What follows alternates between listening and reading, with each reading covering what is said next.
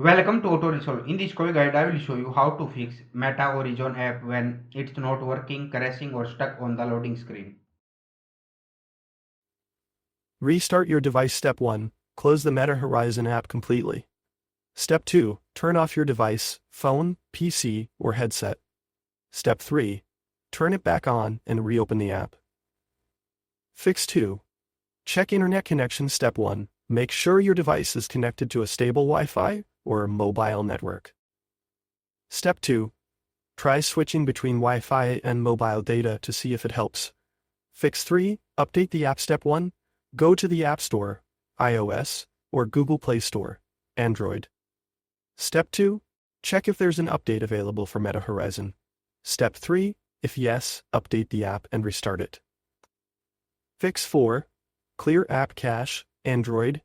Reinstall app, iOS. Step 1. Android. Go to Settings, Apps, Meta Horizon, Storage, Clear cache. Step 2. iOS. Uninstall the app.